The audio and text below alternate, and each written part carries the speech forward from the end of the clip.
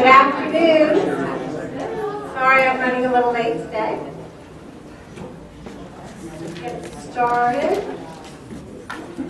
Without further ado, our first item today is we're requesting approval to purchase Reading Wonders ELD program for grades K-5 at a cost of $154,176.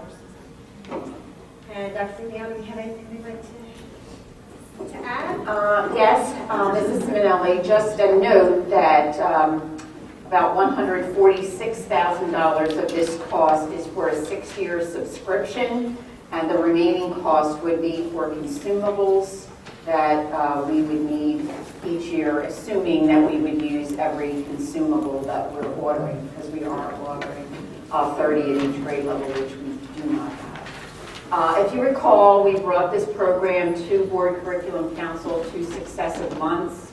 Right now, the English language learners are working on a program that is not aligned to Common Core, to PA Core standards. This program is aligned to Common Core standards, and it is aligned with the Reading Wonders program, so that the time the ELLs, our English language learners, are with our ESL teachers, they will be getting instruction that is connected to what they're doing in the classroom. And just to note that this is for our beginning and intermediate level ELLs. Those are students who have some semblance of language, of the English language. Those students who do not speak any English, this program, we're going to have to kind of adapt it for those students, but there is another program for newcomers, they're called, that is not yet available from McGraw-Hill. So I will be coming back at another point in time and showing you those resources. We'll be evaluating them to see if they are indeed necessary or not, but I just wanted to make sure that we were clear about which students would be served by these resources. Excuse me, as Dr. McNeil said, we did present this at 2 prior meetings. Are there any questions or comments? Is there any value to these kids using the resources when they go back into the regular ed ELA time, or will they be using only the regular classroom stuff at that point? This program is really geared for English language learners during their ELL or ESL time. Whether or not there would be time with what the teachers need to do with the Reading Wonders program and what that's looking like, that's a conversation I think we need to have, probably grade level leaders, ESL teachers, literacy specialists, to see if we could work some things like that, because our ESL teachers only have 30 minutes with this program. And I was thinking it might make it easier for a regular ed teacher as well, with an English language learner in the room. That was just Yes, it is something we need to investigate. okay. One more question too. I think we recently saw in a board update where there's been a spike in ELL enrollment. So are we making sure we have enough resources for next year? Yes, we did order sufficient. This went to the teachers, and they know what the enrollment is at each building. So we did order sufficient, we think. We ordered 30 at each grade level for any increased enrollment. So we should be good. It's difficult to anticipate grade levels. I know that in Mrs. Filiaggi's building, Bobby, the spike is like from 2 to 16, I think, at Euclid Hills in 1 year. It's not a spike, it's a deluge. And to answer your first question, the Wonders products, you just started using it last week. We have bits and pieces that we've garnered together. I let her know exactly what unit story I'm on, and her materials do align to it. But Mrs. Luna's schedule is so tight. Linda, I wish you had, and maybe you have one in your files, if you could show them what an ELL schedule looks like for those teachers, that it's down to the minutes of where she's running in our building, much less running back and forth to her other building. I can't tell her when she takes my child. It's up to where she can squeeze this little girl in. And it's really, it's incredible that it works as well as it does. And it's due to a lot of people sitting down, having a lot of conversations, because the increase, and every child is so different. It's been tough. It's been a tough year. Thank you. Thank you, Mrs. Bolduc. Any other questions or comments? You good with moving this one ahead? Okay. All right, thank you. Our next item is requesting approval of a service agreement with Mr. Crichton to train and certify 6 teachers in CPR at a cost of $45 per teacher for a total cost of $315. This is the one that actually already took place. So it will take place on Friday, and I ask for some forgiveness here from Curriculum Council that we are really asking for the board to approve next week something that will occur prior to the board meeting. One correction, I see that my math is incorrect here. I think initially I was counting 7 teachers. I was counting Mr. McCumsey with 6 middle school teachers. So 6 times 45 should be 270 and not 315. But the reason that we're asking for this ahead of time is that Mr. McCumsey did his due diligence and found a trainer who is certified by the American Red Cross. Apparently, in order for the teachers to instruct and to certify students in this course, they need to get their certification directly from the American Red Cross. The American Red Cross charges $100. Mr. McCumsey found a gentleman who is ARC trained and certified who will do it for Downingtown because he has a vested interest in our district. His son teaches in one of our schools. He will do the training for us at a cost of $45. The teachers, additionally, are giving their time. They offered to take the training on Work Collaboration Day, which is Friday. That's a professional development day where professional development is by teacher choice. It can't be assigned.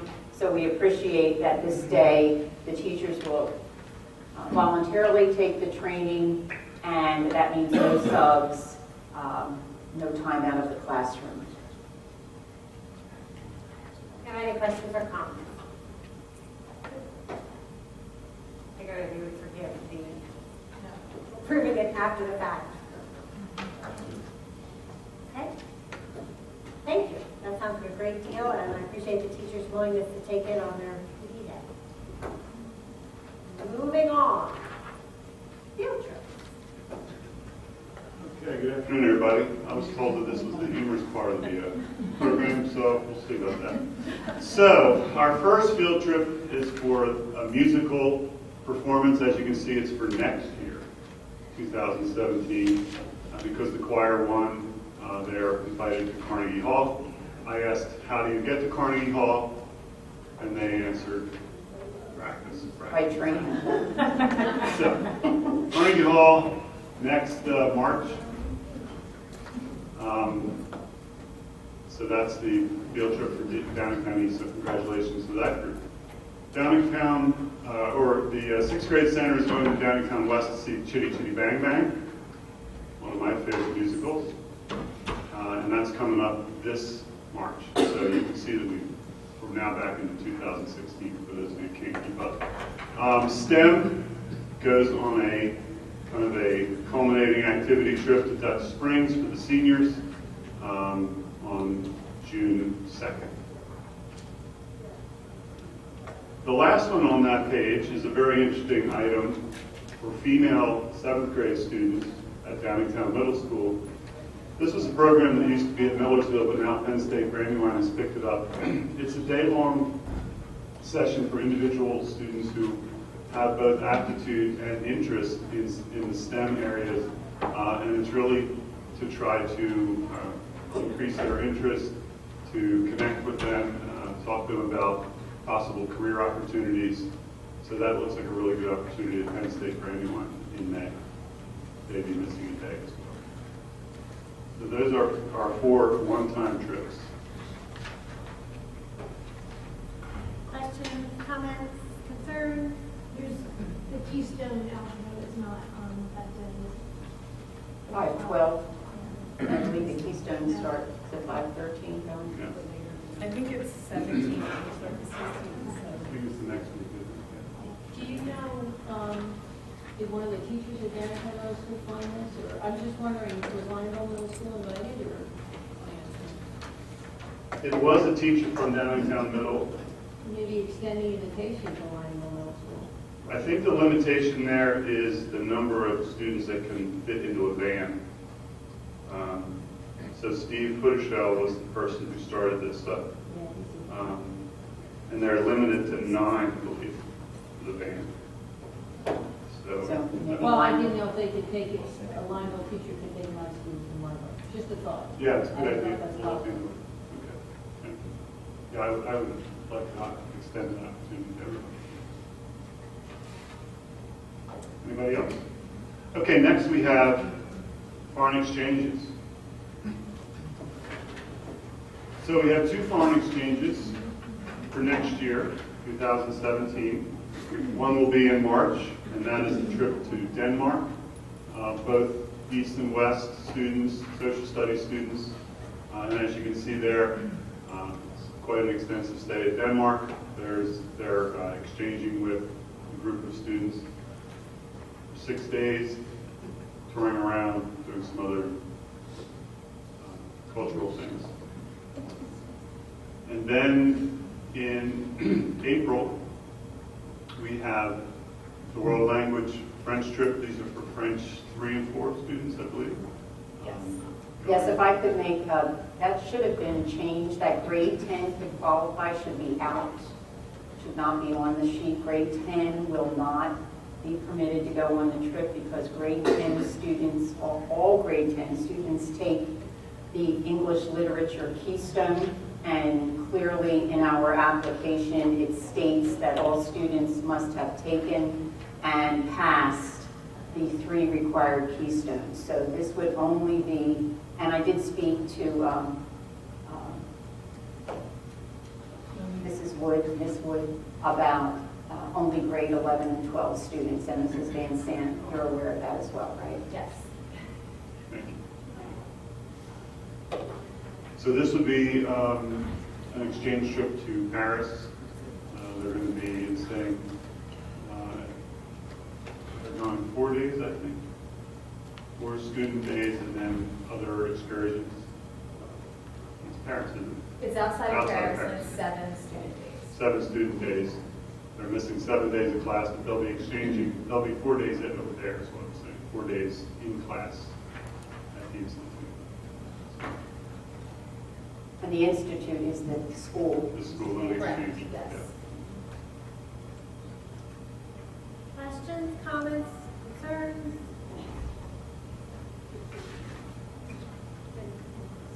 Good to move these forward? Okay, I think that concludes, thank you, I think that concludes our action item. Wow. Record 15 time, minutes. Do we have any public input on action items yet? So I have a question about your ELL program. Are you going to be taking a look at staffing for your ELL number of teachers, since our numbers are going up with the ELL kids? It sounds like they're really crunched on time and how many kids they get to see. So I don't know how that serves the kids really best. So Mrs. DeSanto, I did put a little blurb in the weekly board update just to apprise the board that I'm going to be looking at some possible solutions to some of the issues. One is kindergarten. Right now, the way we're servicing kindergarten is regardless of whether there's one student or 3 students, we service AM and PM. We're looking to see if we might do some other things to alleviate the kindergarten issue, which might then in turn give us more time for other grade levels. So we're going to look at that. We're also going to look at some data on our ELLs. So are the ELLs making the progress that we think they should be making? And we probably need to give this program a little bit of time. I think to Mrs. Craney's point, we should take a look at what we might be able to do in the Gen Ed classroom that's affiliated or aligned with what the ELL teacher is doing. But I appreciate that you see that there are some things we have to look at very closely so that we are really servicing these children the way they need to be. Thank you. You're welcome. Anything else? I think we are moving on to our program information at 1:46. All right, duly noted in the notes. Must be because I've been on board for a while and I'm not good at keeping. Very smooth item.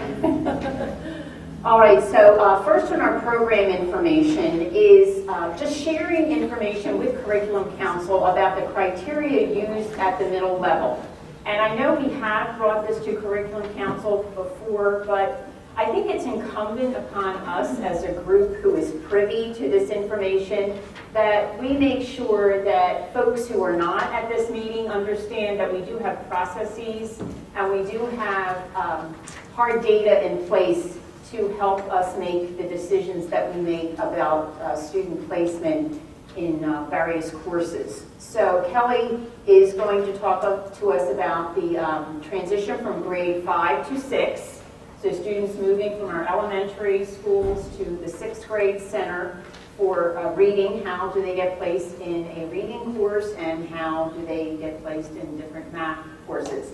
And then in grades 7 and 8, students moving into Algebra 1 or Algebra 1A. There are hard data that principals use, that teachers look at before making those choices. So Kelly's going to share that as well. And I think I saw Mr. Ross here and Mr. Mulvey, so I'm sure they'll be able to fill in any gaps or questions or answer any questions we might have. Not that Mrs. Byrne couldn't, but. It's quite all right. Like Dr. Neal said, what I'll be doing is explaining how we place students from 5th to 6th grade into a level math, how we put students into 6th grade supplemental reading, and then how do we also place students for 7th and 8th grade tracking and mathematics as well. All right, so the first thing we'll talk about is mathematics placement going from 5th to 6th grade. And what we do here is we use grade 4 PSSA math for placement into 6th grade because the kids haven't even taken the 5th grade test yet, so we can't use 5th grade results until they get back. So what we actually do is do the initial placement using 4th grade PSSA math results. Once the actual results for 5th grade come in, then the school administrators will go through and verify that those placements going into 6th grade appear to be accurate. So in 4th grade, if the student gets advanced on the PSSA math, they're given 3 points in the rubric. Proficient, they're given 2 points. And if they're basic or below basic, the child will be given 1 point. Does everybody understand what the PBOS projection report tells us? Is there anyone who would like that explained, and don't be embarrassed? I would like to know. All right, so the next thing we do is we use our PBOS projections. Again, they're coming out of 4th grade and they're projected going into 6th grade. Again, we don't get PBOS projections until much later, actually after the next school year starts. So we have to use the prior year's projections. And what that does is the state, it's not actually a state, a company in North Carolina, EBOS, takes students, all of their testing history, and they make projections based on how similar students did on testing. So they take all of their testing history every year, starting in 3rd grade, and they make projections at least 3 years ahead on how they'll do in those various courses.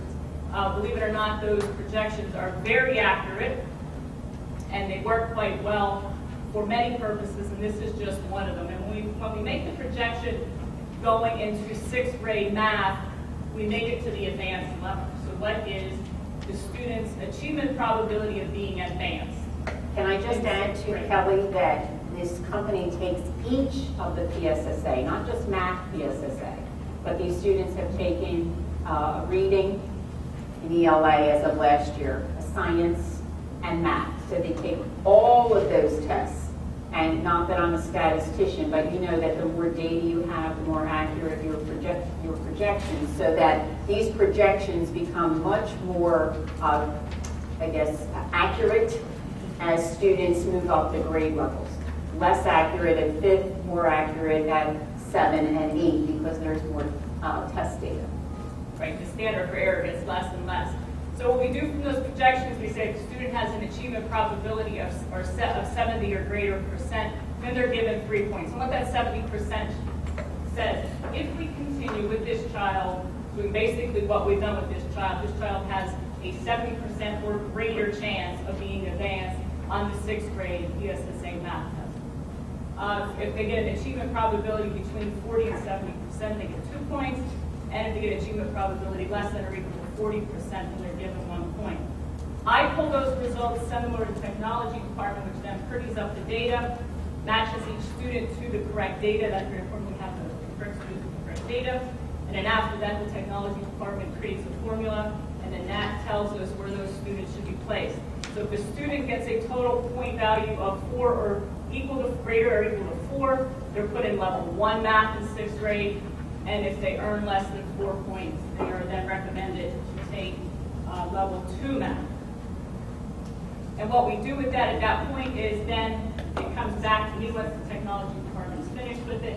I pretty it up again, do what I want to do with it, and then I send it out to the 10 elementary schools. And at that point, the 10 elementary schools, principals, classroom teachers, learning support teachers, literacy specialists, everybody puts their eyes in those papers to see if we got kids placed as appropriate as possible.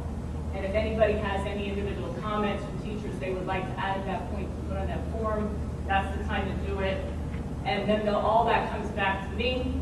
I compile all 10 schools together and send it on to the 6th grade center. The 6th grade center gets that information, starts rostering kids and scheduling for the following year. And then when the actual PSSA scores arrive, verifies that we think we have the kids in the right place at that point. So let me ask you a question. So the 5th grade PSSA is the most recent performance for students.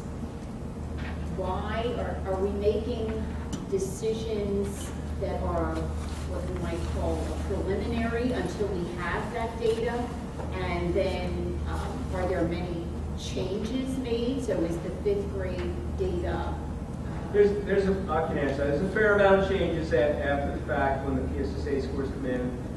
Most times they don't come in until first week of July, and usually the whole month of July, we're making phone calls about potential placement changes after that data comes in and fills in some information for us. And it's an equal amount moving up, and some, being recommended for a lower level. And how about, Mr. Mulvey, the elementary? Because I know the elementary principals, and I don't know, John? Yeah, I can speak to that also. After the data goes into an Excel sheet and a recommendation is made, the elementary principals and the 5th grade teachers take a look at that and will let us know if the child has the potential to do better, and typically we take those recommendations and move them up a level. I can't remember really too many times of a recommendation downward, but there's plenty of recommendations upward by the principals and the teachers. And Mrs. Bach, so because the question is, about 5th grade PSSA making a difference in our replacing students. So when you get this list of students from Kelly or Technology, I'm not sure from whom it comes, but what's your recollection of students who, you're moving because their 4th grade PSSA clearly wasn't indicative of their performance this year?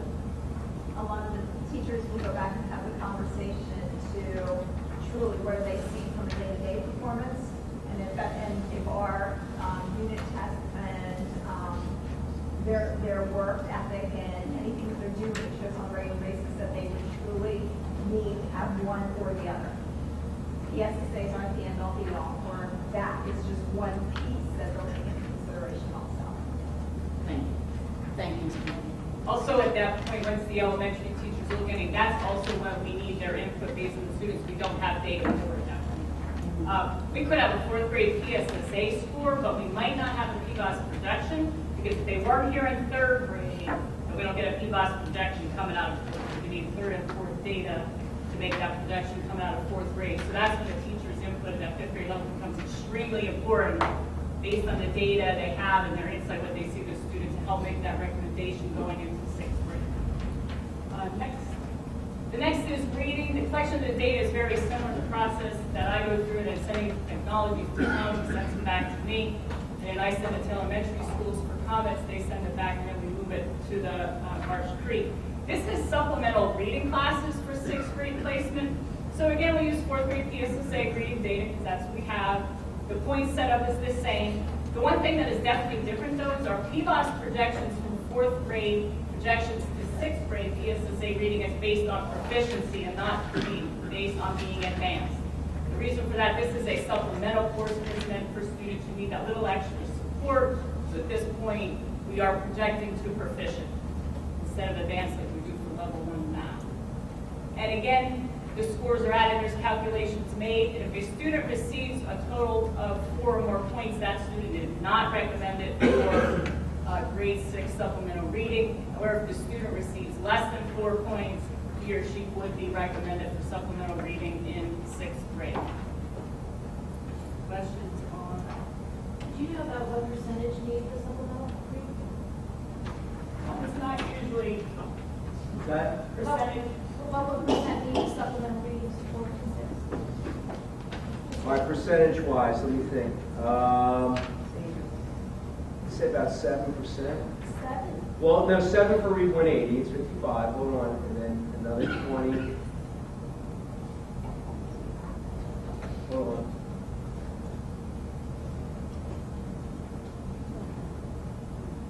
Then comprehension is 5 classes. It's about 12%, it's 12 to 14% total. There's not just one supplemental reading group? No, there's Read 180, which is direct instruction, Right. adult period. System 44, which is foundational, which is also adult period.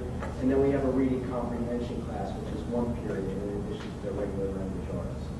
So overall, we're doing, I would say that there's probably about 130, 140 kids that are getting one of those reading pieces, and that's about 50%.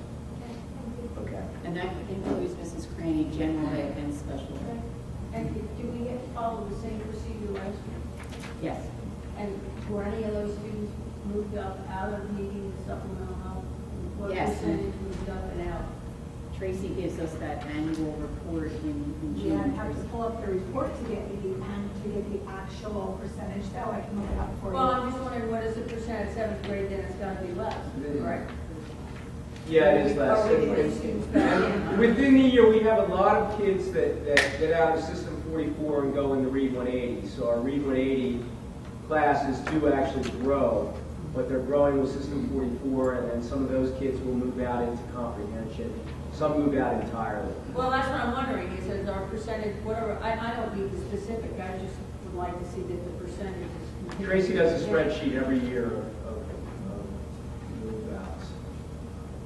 So by the time we get to high school, we should be down to 8%. That's the hope. No? My recollection from the last board presentation that was done is that that's exactly what happened. What happens at the high school level, because we just had this conversation, is that we do get students new to the high school. And so, and a lot of the students at the high school level are students with IEPs. Oh, I'm just talking about the students that we currently have. Are like, you mean the students who have And come those are through the numbers, Downingtown? right. I'd like to just verify Tease that. that out. That shows you whether the programs you're running are successful. I mean, if they're testing out in 6th and 7th grade, but then they're back in 9th, then that's more my question. the same group of students, not using.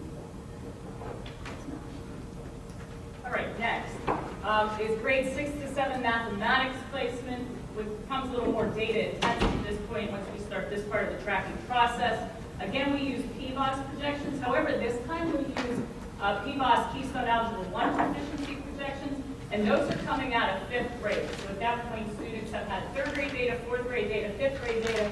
PBOS takes all that data and puts it into a projection for Algebra 1. It doesn't specifically say when that child would take Algebra 1, it just says if this child was to take Algebra 1, this is how the child would do proficiency-wise. So we use those projections. Here again, we use proficiency as a projection. We would like all of our students, especially those in 7th grade Algebra 1, to be advanced. But we use the proficiency projection at this point, and it does appear to be very accurate and has been working quite well to get students into Algebra 1 in 7th grade. Again, I pull this data, send it to technology. The next thing that has to happen is we need the teacher feedback based on math competency. And those competencies are basically mathematical habits that students exist on a consistent basis, that the teachers see on a regular basis, which would be able to apply new skills and concepts, demonstrates responsibility in assignment and work completion, reasons mathematically, asks questions when needed, uses a variety of strategies to solve problems, and is able to explain and defend their solutions. So that goes to the back to that talking about the why mathematics. So if a student gets 1 out of 4 points for that, they're given 1 point in the rubric, 2 out of 4, they get 2 points, and so on. And I forgot to mention up top the PBOS Algebra 1 proficiency, if they get 70 to 79%, which means their achievement probability going into Algebra 1 is a 70 to 79% chance of getting proficient on the Keystone. If they get 80 to 89% achievement probability, they're given 2 points, and so on. The teachers provide that feedback data via spreadsheet, which we're in the process of getting ready this week. The next thing that has to happen is the average of the common assessments in the 6th grade mathematics. We had talked about using student grades, but student grades kind of vary from teacher to teacher. So we thought the one fair thing to do that all students are doing that's consistent and is the same is they take common assessments in 6th grade math, and then those are just pulled out of schools via the technology department, pulls that information out and feeds it into our placement spreadsheet. And then it just goes according to their scores and how they do on that test, and what they get. At the end there, you'll see if the student gets a 92% in the TIEP student. So right now, students who are in the gifted program for math, they take the post-test as a pre-test, and if they score high enough, they do not have to take that as an end-of-unit test because they already did well enough. And that right now, the cutoff score is at 92%. And since they wouldn't take it again, it would be really hard to expect them to get a 95%. So they're given the 4 points if they have a 92%, a little better. And then the next thing we do is the students take the Orleans-Hannah, which is an algebra prognosis test. And if they get 32 to 36 points on that test, they're given 1 point. If they get 37 to 41, they're given 2 points, and so on. 32 is a benchmark that's basically set for predicting student success. And what that score tells us is basically it correlates to a 60 percentile rank compared to the other students who would take that test. And it seems to be the benchmark for predicting success in a first-year algebra course. So again, all that data is pulled, it's sent to the technology department, which pretties it up, matches all the students with the correct data, so they get the points, and it comes up with a formula. The formula adds everything up and then tells us what the recommendation is. So if a student on that rubric earns 13 points or more, he or she is recommended for 7th grade algebra 1. If the student receives less than 13 points, he or she is recommended for 7th grade pre-algebra at that point. And that takes off, a certain population of the students. And then we have to make decisions going from 7th to 8th grade, which is not as intensive as a process. Again, students will take the Orleans-Hannah. If the student is not in 7th grade algebra 1, they will retake the Orleans-Hannah test again in 7th grade. At that point, if they get 35 to 50 points on that test, they are given 1 point.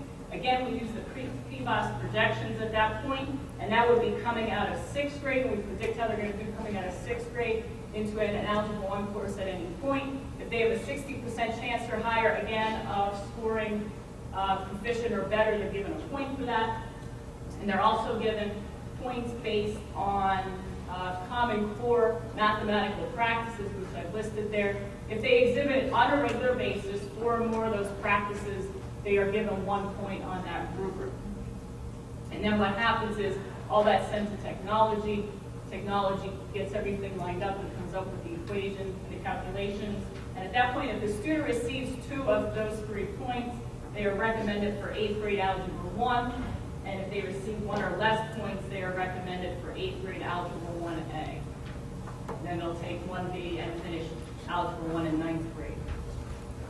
Does MathX still exist? Yes. And do you use a rubric that places kids in math? I'm sorry, I couldn't hear the question. MathX. Do you use the rubric to place kids in MathX? The kids aren't automatically put in MathX. It's usually recommendation from coming up from 6th to 7th grade or during the year. Kids flow in and out of MathX if they begin to struggle at different points of the year. Because that's more of we get the parents on board with the idea of having them take. Parents can turn down MathX if they would rather their kid not, because they have to give up an encore to take it. So we don't have a rubric for that. Any other questions? Thank you, Mrs. Byrne.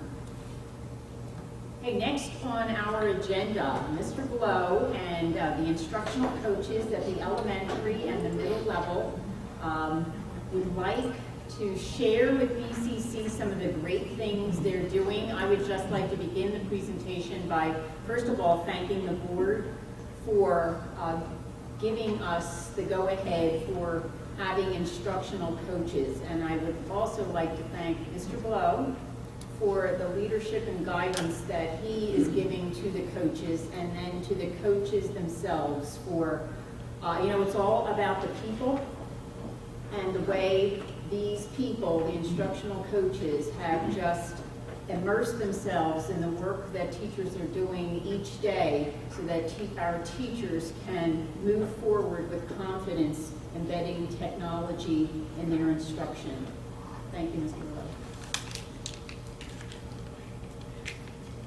Thank you, Dr. McNeil. We are going to make... Can I just Yes. piggyback on Dr. McNeil? I just wanted to say, I think that Steve and Nicole are probably the 2 most positive, happy people that I've ever met. They are a joy to have come in the classroom. And I will say that in my room, I've gotten to have Steve come in a couple times and work on TDAs, which has been a challenge for 4th grade across the board this year. And Steve has had the opportunity to come in and work with my kids on TDAs. He has been wonderful. The kids have loved him. I can't tell you enough how much I have appreciated both of them this year. Please, please, please, Lord, have them next year. Because they're so good.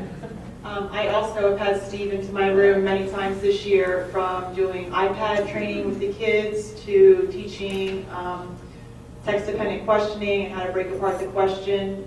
He has made himself available. He's very flexible. We collaborate ahead of time. We follow up, and it's just been really a godsend this year, especially with the New Wonders program. The kids get tired of hearing my voice, so having somebody new and fresh come in, it has just been wonderful. And also, I was able to work with Nicole. She helped me lead my last grade level meeting. Again, one of the happiest people I've ever met. And in a quick turnaround time, got all of the materials and program ready, and it just was a really great grade level meeting as well. So yes, please, please, please keep our wonderful instructional coaches. Might as well get down the road here. I'd like to say something about Todd Rickey and Jeff Smith on the middle level at DMS, who have both worked tirelessly and very patiently with our staff, most of whom are better at technology than I am. And they've been incredible as a resource, as a co-teacher, as a support for everything technology-based and all the immersive projects that we've been trying to take from the 20th into the 21st century, good solid projects and assessments that we use with our kids, but really changing them in a way that makes it much more enjoyable for the students, I've done two major things with Todd this year, and the second was we actually did a Ken Burns-esque documentary on Sybil's work. The kids did the documentary segments, he helped me link them together. It was amazing. Kids loved it, and I can't say enough about how much support Todd and Jeff give to the teachers. It's always a little daunting for those of us who aren't digital natives to be working with technology. And I feel so comfortable working with them. They have made me feel like I'm not, less intelligent for not understanding everything right out of the gate and working with me very patiently as well as the kids.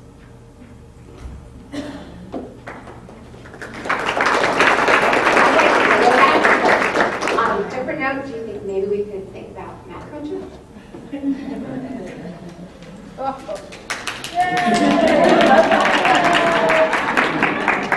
do the same thing. May I add something in addition? Pardon me, Mr. Blow.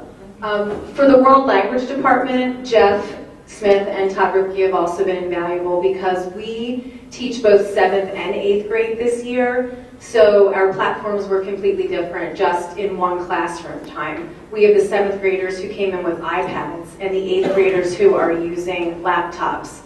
And once again, just like Sharon said, for those of us that are the digital immigrants, it's been really challenging to make sure the platforms work on both, or if that's even the proper terminology, I hope. And just they've supported our projects as well because there's so much out there that's available for authentic resources that are at our fingertips now with the technology. And they've guided us in projects and just classroom instruction that way. So kudos from the World Language Department as well. Thank you. So I can't let ELA go without saying a word. Two things. First of all, as the ELA curriculum leader, I find that Nicole and Steve are invaluable in helping me help teachers in the classrooms on the elementary level every day. They are tremendous collaborators. They work with me to get the best PD we can to our folks, pushed out in a timely and accurate manner. They're a joy to work with.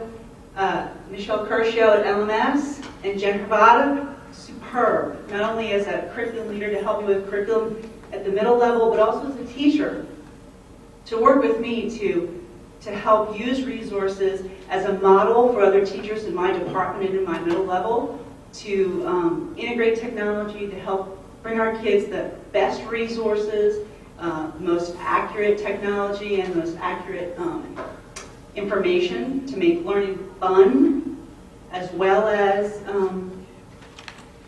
useful. So thank you. Michelle, Jen, superb.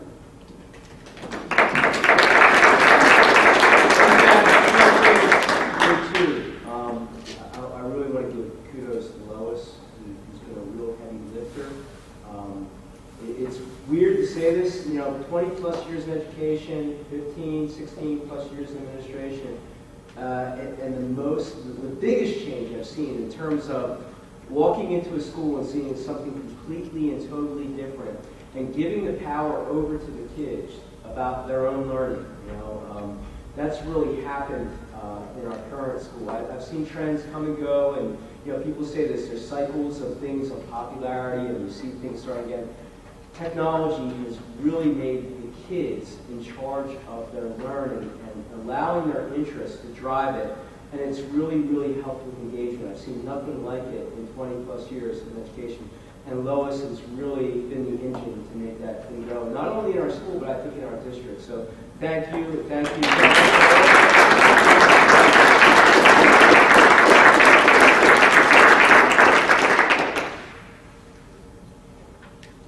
Any others? So we get up and talk about you.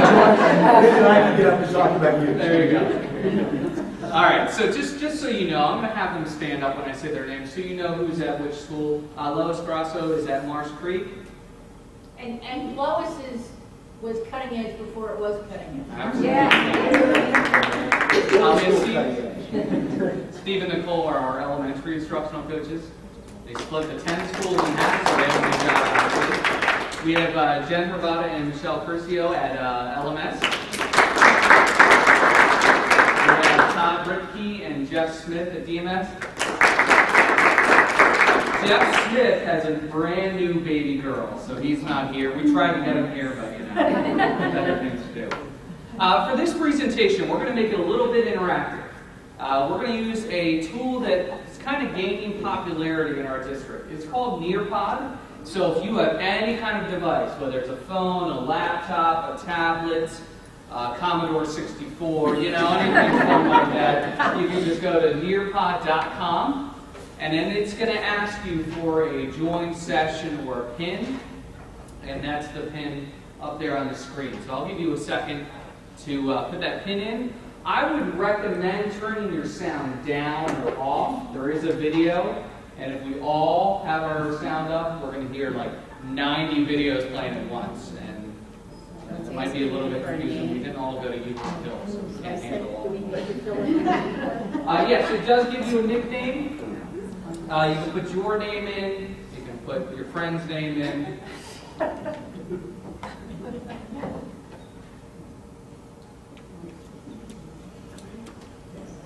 see here, okay.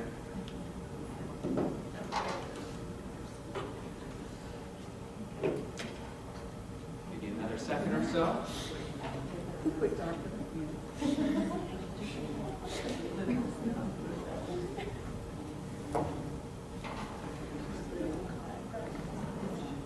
All right, are we good to go? Okay.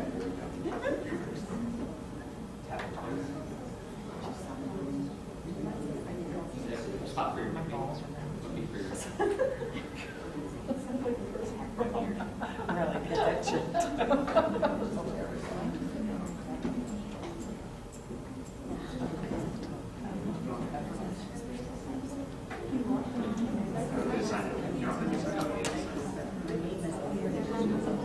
You had too many positive comments to make, and now we have to re-sign in, so sorry about that. No, you should be okay. Should you see CSC besides thank you? That's what you should see, yes, thank you.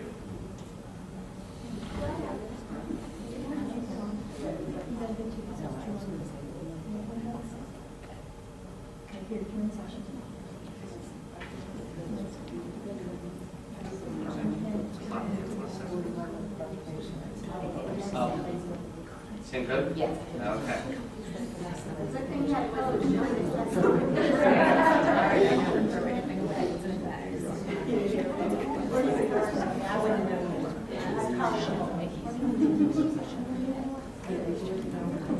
Okay, are you guys in? I might have to give you a new code. I am so sorry. If you go back to just type in nearpod.com and put in that code, this is just to make sure that you're paying attention. It was a test.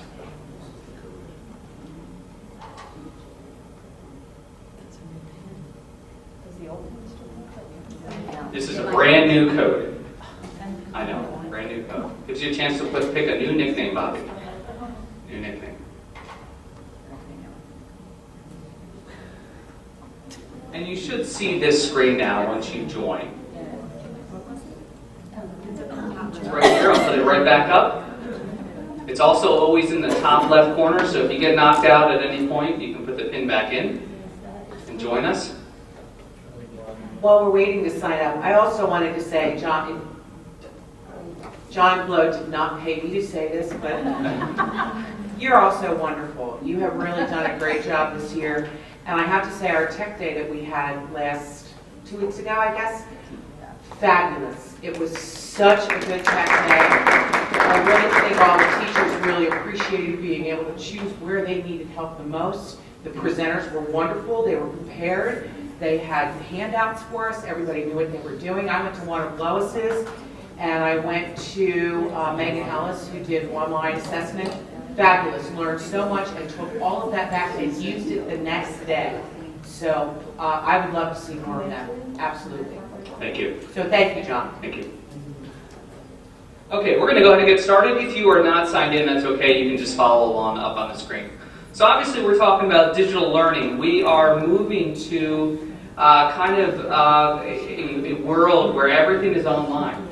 I had the opportunity to share at the preschool presentation last night just about some of the interesting facts in the world that we live in now. For example, 95% of adults have their phones within arm reach 90% of the day. So it just tells you that we are constantly connected. So what we are trying to do as a team is to use these tools to help our students be more engaged, provide best instructional practices, and help our teachers provide great experiences for our students. So you might be asking, why instructional coaches? So why do we have this program? Well, why is it so successful? Well, we look at some of the research. And what research has that when we have this intense job-embedded professional development, that's when we see the most buy-in and the most the most change in our instruction. So all of these members right here, they're all doing this every single day. They are providing our teachers with job-embedded, during the day professional development. What is job-embedded learning? It's like I just said, it's during the workday, it's when they're teaching their lessons, it's when they're planning, it's when they're reflecting. These coaches are able to work with them and really provide great feedback.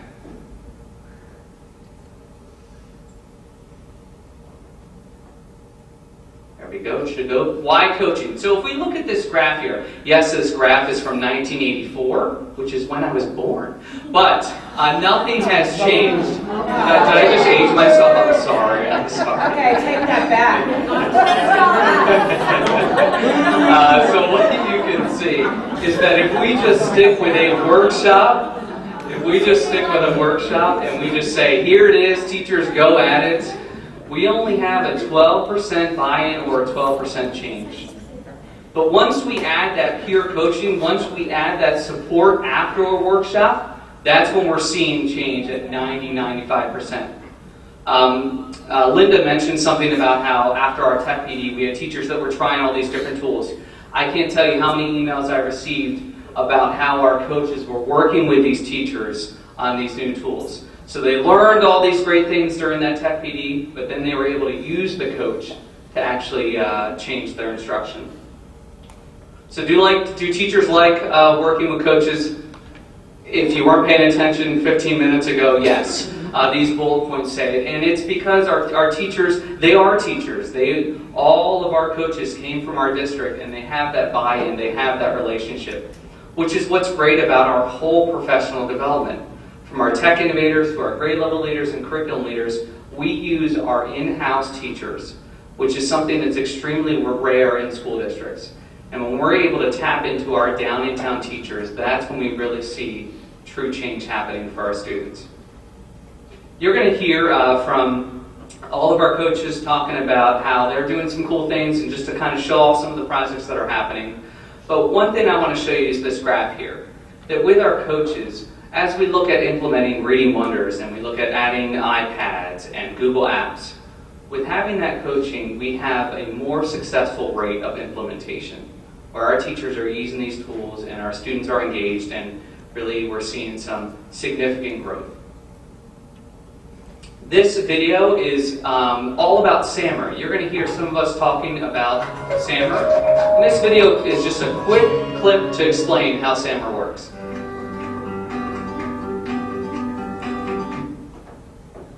Every day, teachers use cities to target higher order thinking skills in order to engage students in rich learning experiences. But integrating technology adds a whole new layer to teaching and learning. How can technology transform your learning design? Dr. Ruben Puentedura developed the SAMR model as a way for teachers to evaluate how they are incorporating technology into their instructional practice. You can use SAMR to reflect upon how you are integrating technology into your classroom. Is it an act of substitution, augmentation, modification, or redefinition? Dr. Puentedura likens his model to moving up a ladder. The model includes a dotted line that represents the threshold where you shift from using technology to enhance learning to using it to transform learning. Transforming learning promotes higher order thinking skills, such as analyzing, evaluating, and creating, which are essential to Common Core state standards in 21st century learning. So, how can you teach above the line? Let's take a look at an example of a classroom task and how it evolves through the lens of SAMR. In substitution, technology acts as a direct tool substitute with no real functional change to the task. For example, take creative writing. What if you had students write a story using a word processing program? In this case, students are substituting a handwritten story for a typed story. The task is the same with no real change in student engagement. In augmentation, technology still substitutes, but with some functional improvement. What if you took the same creative writing assignment and had students use a word processing program? They could use features such as spell check and tools for formatting. Again, the story writing task is the same, but the technology augments it with enhanced productivity. In modification, technology should allow for significant task redesign. Take the same creative writing assignment and have students use Google Docs to write their stories. Students can then share these stories with peers and provide real-time feedback. Here, technology has significantly modified the original task by introducing the benefits of student collaboration. At the top stage, redefinition, technology allows for the creation of entirely new tasks that were previously inconceivable. What if students transform their written stories into multimedia productions? After creating storyboards, students film scenes, edit clips, and add music. They can publish the videos and receive feedback from voices across the globe. In this case, technology redefines the story writing task to include media creation, critical thinking, collaboration, and communication. So, how can you use SAMR to reflect upon transforming your... So that's just a short clip on how SAMR works. When we're looking at tech integration, we're looking at how can we move our teachers and move our instruction up this ladder. So obviously the first level is substitution, which is an extremely important step in the ladder. We can't immediately just jump to the top. But we want to see our teachers and our students continuously move up that ladder. And you're going to hear from some of our coaches and how they're doing that and some examples of how our teachers are providing different levels of tech integration. Lois. All right, you've heard the different levels of SAMR, and it really is important for everybody to understand that it's a very normal spot for teachers to start at the substitute level. After all, they've got in our building and many of the other buildings more one-to-one devices, students in front of them, each with their own device, and they have to retool what they used to do in a paper-driven text or paper textbook type of even environment to a digital environment. And the substitution level is really where it begins. It is not where we want anybody to stay. Teachers very comfortably, after a little bit of practice and success with that, automatically want to start moving up to the other levels, because what they see is not only are the students engaged, but real learning is taking place at a higher level than what they could have happened when it was just a paper environment. All right, to give you a little bit of practice of even this tool, this Nearpod tool, and the interactivity. And by the way, this would be a level 2. This would be an augmented tool where you're taking some functional work and just adding a little bit of an enhancement. You're augmenting it by the interactivity. Try your hand at just typing an answer to this question. Turning paper worksheets, obviously, is the best example of what the beginning level looks like. Can you think of any others? And when the teacher, as you're writing, and then you'll submit, and it can just be a couple of words. As the teachers are using this tool even in the classroom, it's a great formative assessment. They see, what you see up there is what the teacher sees on her device. The kids don't see that. You're seeing it from a student perspective, so that the tool, the answers would begin. You do have to submit. I'm not seeing any answers. Oh, there we go. All right, I see Dawn. Electronic flashcards, practicing math fluency, digital flashcards, quizzes. If the teacher wanted to share, she could just pull. I see this used in math class all the time. Kids will be given a whiteboard to solve a problem. The teacher sees who's got it, who doesn't have it, immediately can go over to the kid who maybe is struggling with a step, help them out without them ever raising their hand, and then get them to submit it correctly. All right, so that's the basic. The next level, the augmentation, is what you just did. A little bit of functional interactivity added into it. Did it really transform learning? No. Was it a little bit more engaging than it would have been doing it on paper? Yes.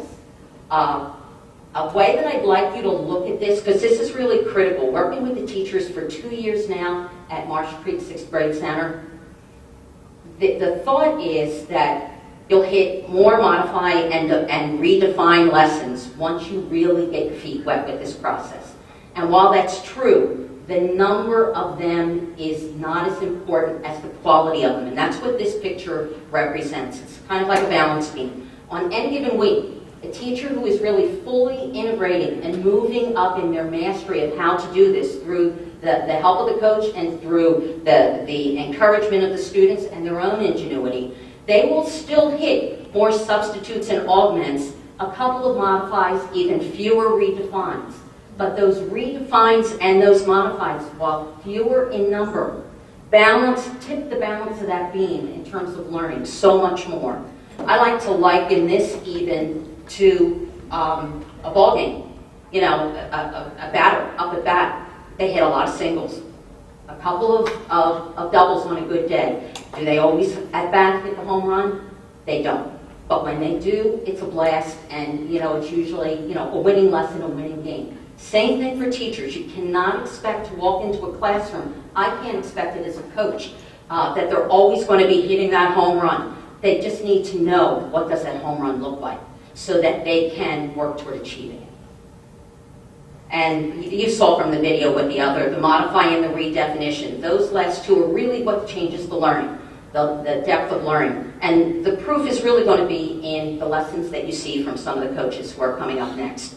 A transform lesson, they create and consume. Instead of just, that's the lower level. Instead of just consuming information, they're creating. Instead of just accessing information, they have choice about the process, the product, and as Tom had said earlier, this device, this technology puts the student in charge of their own learning. All right, here's another type of activity that's embedded in this tool. And you could try your hand at this one if it came up on your screen. This is a drawing tool. Teachers use it for math class. They use it for social studies, math work. I've seen it used for connecting vocab with definitions. In this case, this is kind of a no-brainer. Just draw a couple lines to see what levels correspond to the Bloom's taxonomy. The higher levels of learning, obviously, with the higher levels of the SAMR. And the kids love drawing on this device. I mean, you can see you can change your color, the thickness of the line.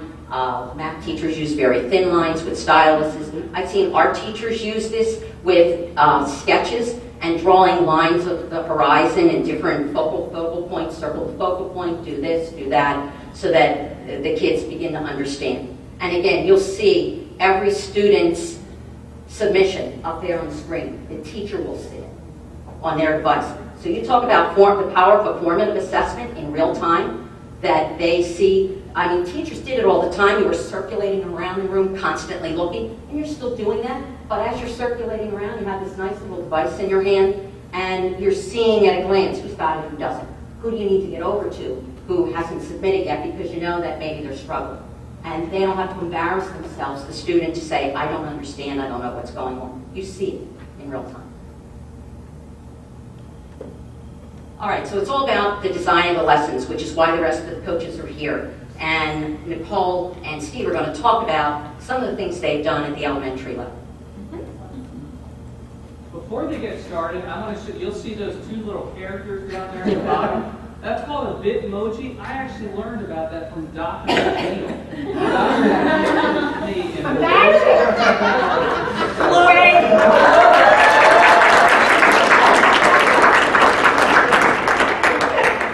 The inside joke just went outside there.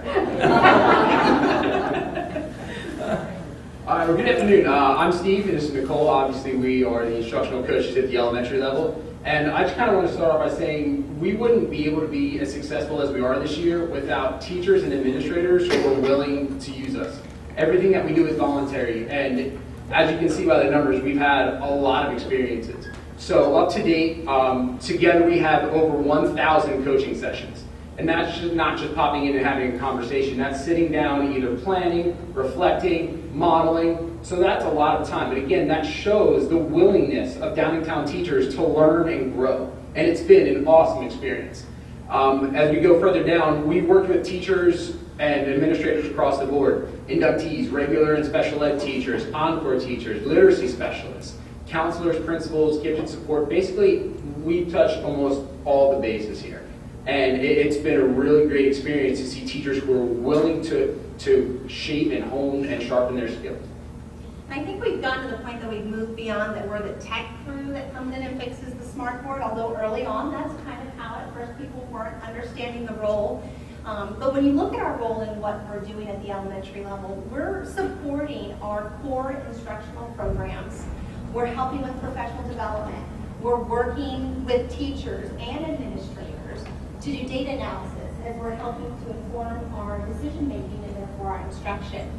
We're also, of course, looking at how do we integrate technology in a meaningful way, as well as this whole idea of having job-embedded, teacher-driven support. As Steve said, everything we do comes from those conversations and working with the teachers, their needs coming to us, as you heard earlier, saying, I have a question about this, can you help me with this? And having that vulnerable moment too, where the teacher comes to us and says, I don't really know this. And we have that back oftentimes and say, we're not quite sure either, but we're going to work hard and we'll figure it out for you. So that's kind of the bulk of what we do. So we decided to start with a couple of major successes that we had. So if you look in the top left corner right under Technology in Action, this was a session that I got to do with a 5th grade teacher at Pickering Valley. They just finished working or reading through one of the stories, and they're actually Skyping with an author. It's the author who wrote the book that they were reading in class.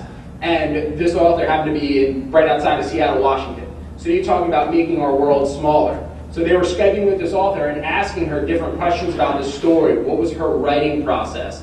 How did she get her ideas? What's going to happen in future books? So Skype is one of those ways that we set it up using the technology we had, and it opened these children's world up. And one of her biggest messages was for kids to just get writing and keep writing. So I think that was a great message for those kids to learn. An awesome experience to be part of. In that bottom left corner right under that picture, that's a 1st grade student at Bradford Heights who is doing online assessments. So I included this picture for 2 reasons. One, we have had a lot of requests to be working with the New Wonders program. And I think that teachers are really becoming successful because of the collaboration that's across the board. And we're just one part of that. Teachers are working together and sharing. And we get to kind of be the middleman to share out that information and the resources and the tools that are really, I think, helping teachers to be successful with this program. But we've got to do a lot of coaching sessions, both modeling and just supervising and co-teaching with that online assessment portion, which for the teachers helps them because it actually marks the test for them. They can collect all the data, look at it in different ways, do an item analysis. And the neat part is they're doing that for everywhere from Stacy Fisher Drew in kindergarten to 5th grade. So this is really touching every grade level. And my favorite story of the year is the bottom right corner. We've had a lot of requests this year to do coding, participate in the hour of code, but throughout the year we've been doing a lot of coding. And that's a student at Bradford Heights who we introduced coding. And when we introduce coding, it isn't just a matter of, hey, we're going to type some code in and you guys are going to program some games. We go in and we teach whole lessons about how it relates to the reading skills and strategies and wonders, how it relates to visualization of what the character is going to do, how it relates to cause and effect, and all these different strategies, sequencing. But we also tie it to the habits of mind, talk about perseverance, talk about striving for accuracy, how the program's not going to work if you don't have it in there correctly. So we teach them a lot of other skills through coding. But that student in the white t-shirt right there, in the middle of the 2nd level, turned to me and goes, I'm going to code for the rest of my life. So it's just one of those things where these are things we wouldn't be able to do without the technology in their hands. So it's been a great experience so far. And what Steve said, those kids pop up in all of our classes in different ways. In the middle on the other side, I'm working with a third grade class. And as we talk about the SAMR model, and we talk about how students, even the youngest students, working with the teachers and the students at the same time and having those lessons where we really move them up in a very short amount of time, teachers that we've been working with, that's an example of students had started their traditional Black History Month project on a famous African American, in which they once looked at and read their books, and they had their ELA component, and then they filled out kind of an organizer, and if they were lucky, they typed it last year, if they had time and the resource. Well, this year, we're really taking it to a whole other level.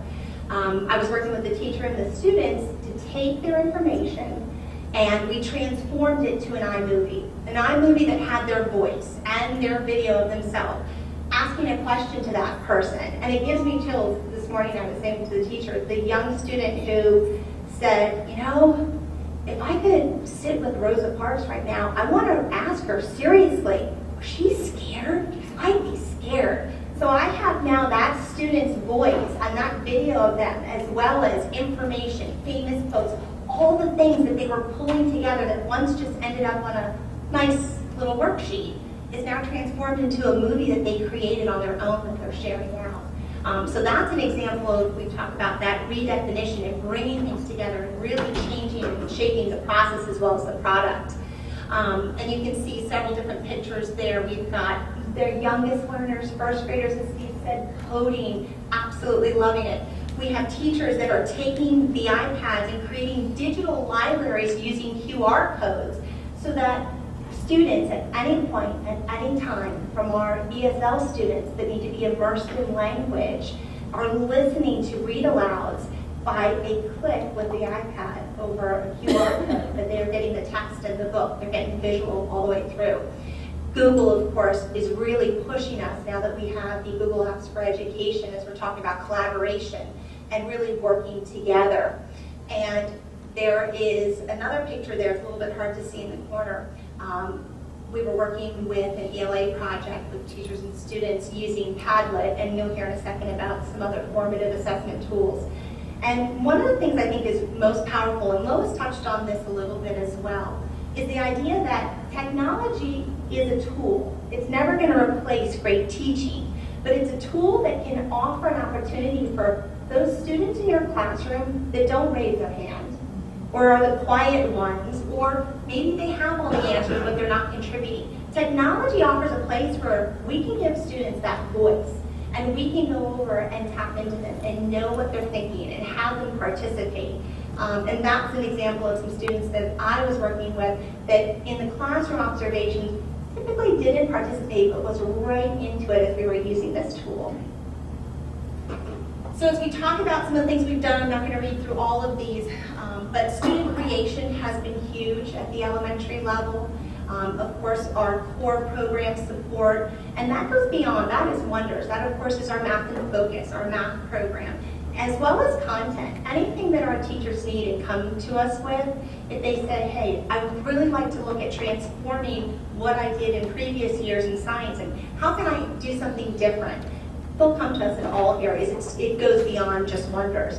Flipped classroom is something that we're just starting to get our teachers at the elementary level to experience and try out a little bit, which is wonderful for communication at home. And also that opportunity for second chance learning where you're hearing your teacher's voice at home going through the instruction. I laugh because it kind of eliminates that little bit of the, you're not doing it the same way. So we're experimenting with that a little bit. We have some teachers that are trying it at the elementary level using some of those tools. And of course, we are using technology. When we talk about technology, pedagogy, we're modeling. Steve and I are going in and modeling best practices, effective strategies. And really what we're trying to do is just build the capacity of our teachers and our schools so that we can help our teachers meet those needs of our students, because they have so many different interests and they're at so many different levels, and we can't teach them the same way that we have in the past.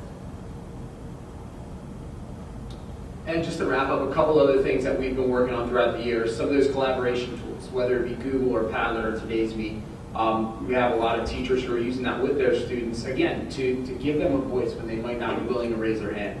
Some of the formative assessment tools are really giving teachers the information about how their students are progressing in specific concepts, ways to collect data informally and very quickly and efficiently. And we've got some other kind of miscellaneous items. I've talked about coding, Skype, and QR codes, and so much more. And it's been one of those open-ended experiences getting to work with all these different teachers and work through that SAMR model, but it's been truly amazing to see how far the kids have come in such a short amount of time.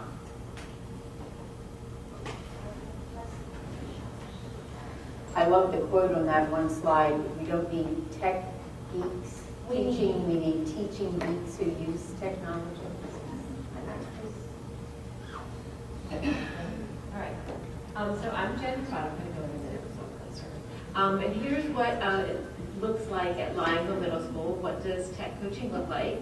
So if you'll see in the block, the blue, it looks like a flower. But see, these are some of the things that we do. We support the classes. We model lessons. We provide skills and training. We guide. So those are some of the things that we do. And what it looks like at Lionville Middle School is, so we have approximately 322 push-in events, coaching events. And what that means is we will talk to a teacher and find out how they want to transform their lessons. And then we go into the classroom, and at first we'll model the lesson with the teacher, and then gradually we'll let the teacher start taking over so that that lesson becomes part of their repertoire. So they'll see every aspect of the lesson, and we can also support the students while we're in there as that lesson is being transformed. So by the end of the day, the teacher has a new technology skill, a new lesson, and she's seen it work in front of the students. It also includes student coaching. So a lot of times students come into our classrooms, into the lab, and need help with some of the programs that we've talked about or that we've modeled in their classrooms. We also have Tech Thursdays for teachers. Every Thursday, that's where some of the planning starts. So the teachers will come to us with lesson objectives or ideas about how they want to change lessons. And that's where we sit down with the teachers and really come up with ways that we can change or transform the lesson. And so that's what we'll do actually before we push in. So there's a lot of planning on those Tech Thursdays. And they've come to really, I think Michelle can agree, they've really come to count on those days for planning.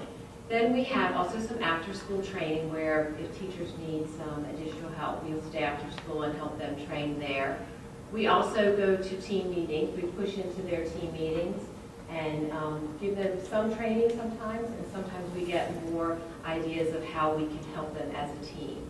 And then you'll see the last thing on there is called Data Tech Days, and that's something that we recently just started. We got permission from Principal John Ross to start this, and we've just started that initiative just in the past 3 weeks. It started to go well, and I think Michelle is going to tell us more about Data Tech Days and how we're collaborating with data. So we realized early on that in addition to the training that the coaches are doing in the classroom, that we also needed to supplement some of the other initiatives that the district has going on, such as Schoology, using Google with the iPads, the fact that we have 7th grade this year on the iPads, next year 8th grade will be going on the iPads, so we had lots of supplemental training that we needed to include. By implementing the Tech for Teacher Thursdays and the after-school training, we were able to have teachers come in on an as-needed basis to do some training. They could come in and ask us questions on things that they needed to learn for themselves, or to ask about things that had been done in the district PD sessions and that we could supplement and continue to reinforce. But we were still wrestling with this idea of teachers needing more consistent, ongoing training throughout the school year. So in the middle school, we have something called data team meetings that the teachers have 1 day per cycle, where the 7th grade teachers meet as a team, the 8th grade teachers meet as a team, and the encores are able to get together and meet as a team. And so in conjunction with our academic advisor in the building who's doing data team, we're beginning to train on those, every 2 or 3 cycles on a data team day, we're pushing into those grade level meetings with those teachers to do some instruction with a team of teachers. So at the 8th grade level, we're working with them on the iPads and getting them ready for the 7th graders moving up next year, where they will be one-to-one.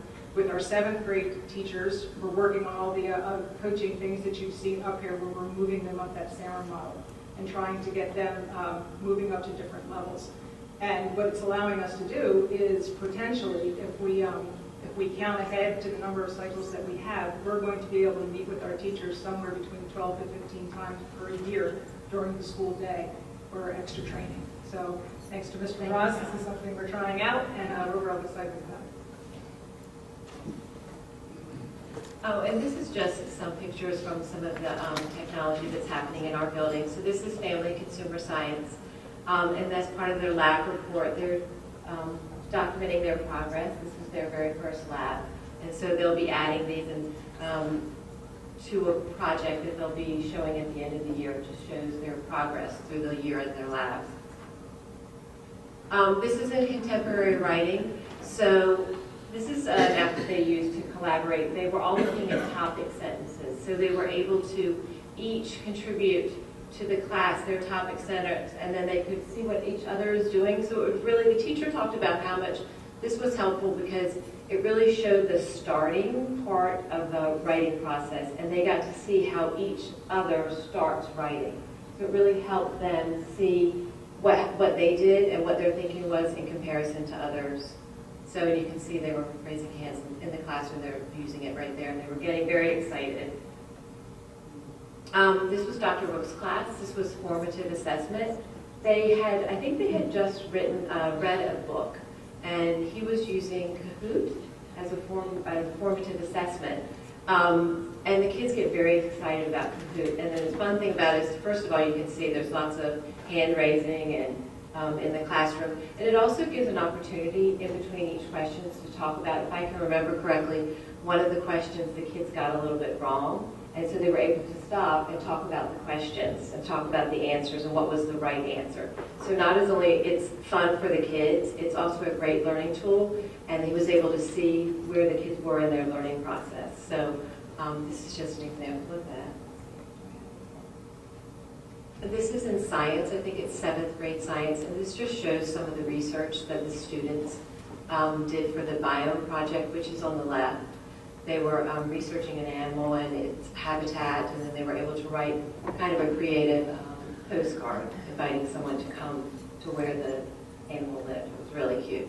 And then the other one's just an introduction about physics. So the kids were able to do a lot of research easily on the iPad, and obviously the thing that they produced was very professional looking. All right, I'll turn it over. You can pretend I'm Jeff Smith just for a minute here. Good afternoon, I'm Todd Ripke, Downingtown Middle. Again, I thank you for allowing us to be here today to speak to you. What I want to talk about or start with a story. At the beginning of the year, a teacher, Scott Burns at Downingtown Middle, a history teacher, had his students signing out, going to the bathroom, library, office, wherever it needs. He created a QR code, posted it on the wall. The student would walk up with their iPad, scan the QR code. That QR code was to a Google form that the student had to fill out, and that was kept track in a Google Sheet that the teacher would have kept track of during the school year. He said Scott set the bar early for what we were doing in the middle school, but when word got around of what was being done, other teachers wanted to embrace that technology as well. And that was one of the first things that we did at the middle school, was go around and set that up for teachers who weren't quite sure on how to do those tasks. So Jeff and I have integrated hundreds of lessons. I'm going to give an overview. Some of the things that we do as teachers, not just as instruction, but some of the other things that we do helping teachers. We support the students during Reach before school and after school. The labs are always open. The students are coming in constantly looking for help. Broken iPads, things not working the way they're supposed to, laptops missing. So to thank our techs, and I think that the coaches as well, with the techs in the building, they've been very supportive and very helpful. And that department has helped us drastically. We spent a fair amount of time vetting apps, just looking over future technologies. We first started with the Web 2.0 tools, and we've now been immersed in literally hundreds of apps that we can use. Jeff and myself have created instructional videos, how-tos for students. We've updated Schoology pages for teachers, discussed digital citizenship strategies. Jeff has done a lot with the promotional videos for things such as the Unity Cup, Future Cities, the student-teacher basketball game, Coin Wars at the middle school. We have spent time reviewing current trends and instructional strategies, as well as meeting with John and Christy and our colleagues to go over those strategies and, again, share. Talk a little bit about the flipped classroom and meeting with Christy with blended classes. Those classes have been very helpful for some of the coaches as well as the teachers that are being trained in that avenue. Some of the lessons that we've integrated at the Downingtown Middle School, charting algebraic equations in Excel. Again, we're working with both 7th and 8th grade teachers, so some of us are still on the 8th grade platform on the Windows side or the PC. A Google slide and docs for National Park Project, charting biomes with numbers and science, a Halloween podcast in English, a garage band debate of the Boston Massacre in 7th grade history, taking notes on the iPad with a PDF type file. The history classes were, instead of handwriting notes, they were typing, or they were writing on the iPad. Just today, I was with a seventh grade teacher who was doing a virtual trip to Monticello, and one of Jeff and I's focus for this year, instead of the teacher passing out a handout and writing on the handout, the teacher created a Google Doc that he shared with the students. Students pulled up that document, so instead of handwriting on the document, they were filling out a Google Doc that they had stored in their Google Drive. We've worked a fair amount of time with Google templates with English classes, specifically MLA format. We've done Civil War videos. One of the good projects in science was a Google site element. So if you think of a wall, the teacher printed out a sheet, again with a QR code on it, information about the elements, so it looked like the periodic table. The students would scan the QR code, and that took them to a Google site that they created about that element. We worked at a Google site with health occupations. I think in the middle school, it's fair to say that we had a lot of teachers that were at the middle of the road that were really just afraid to try something. And where this has become so beneficial is, I think we're all approachable and easy to talk to. The teachers are coming to us, they're asking for help, they're not afraid to ask for help. We're able to sit down with them, we're able to talk with them, they're able to plan a lesson that's maybe out of their comfort level. And I can't say how many times what made this lesson is that you were with the teacher, that they just were able to have that crutch in the room with the coach to be able to try that lesson that they probably wouldn't have tried on their own. So almost like an observation, you should sit down beforehand, you talk to the teacher and plan what that lesson is going to be, how it's going to work. The coach sits down and sort of goes over that lesson technology-wise, and then we put it in place. Sometimes it works, sometimes it did not work, and we go back to the drawing board.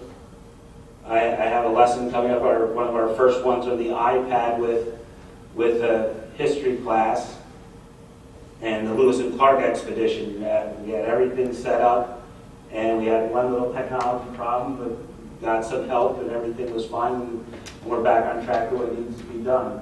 So it's just having the people in place, even at my end, to have a tech that's there to help us and to be able to troubleshoot when those problems are, when they come about. So this year has been a wonderful year. It's been a learning experience. I remember Lois saying that same thing to me the first time. Don't worry about it, Todd. Don't worry about it, Todd. At the end of the year, you're going to say what a rewarding year it was or what it will be. And I can honestly say that it has been a very rewarding year for what we have done at the Downingtown Middle School.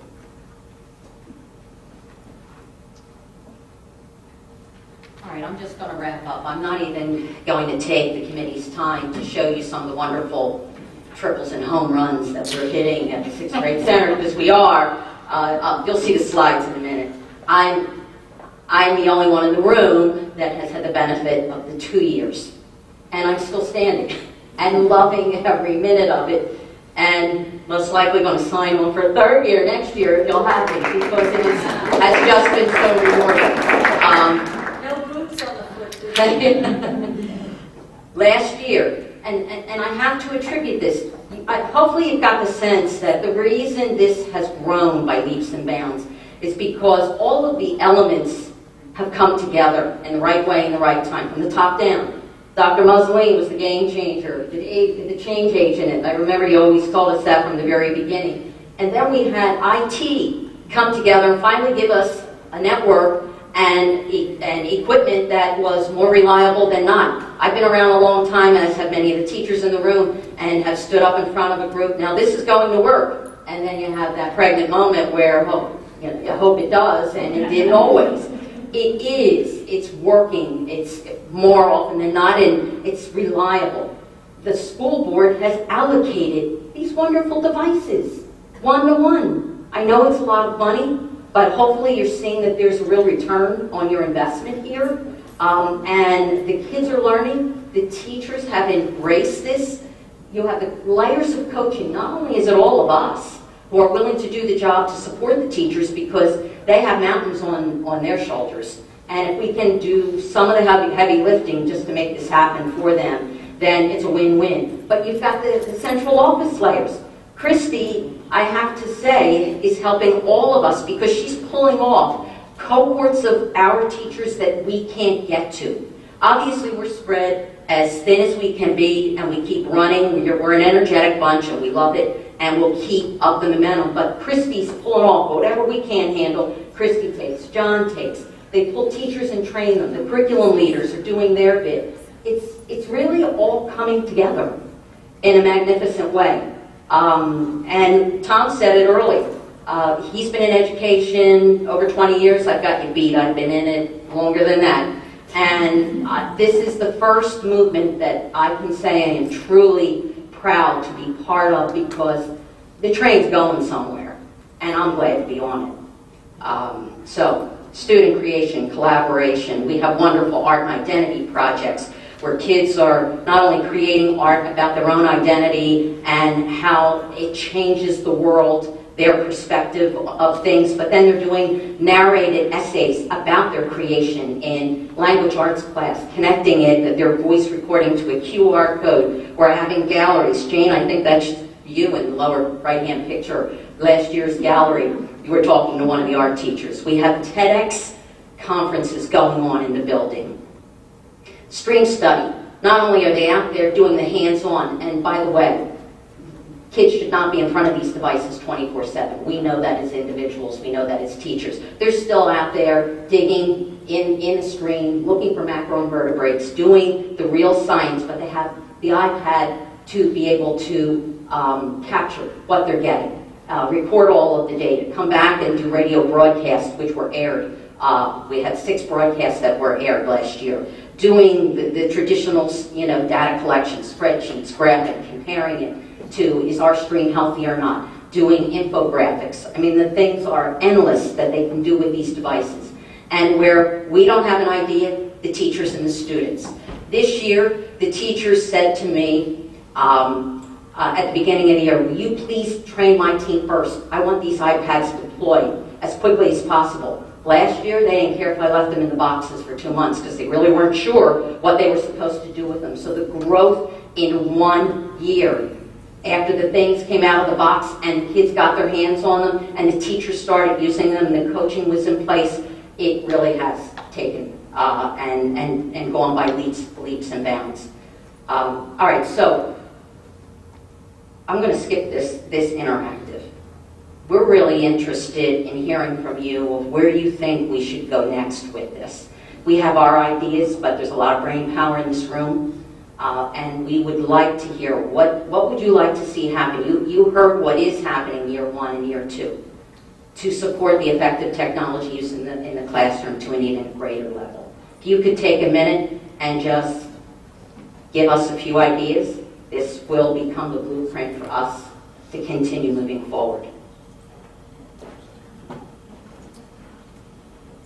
As you're doing that, I just want to say thank you to our team. As you know, we have the very best of the best. Last week, we had the opportunity to present at a state conference as a whole team, and after the presentation, we had a line of superintendents, directors of technology asking questions about what we're doing at Downingtown because they're hearing such great things, and it's all because of our team. So we thank you, teachers, central office, and school board for making this program what it is.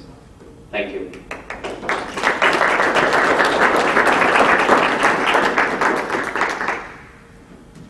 All right, Curriculum Council, we're going to just flip over a couple of our agenda items here.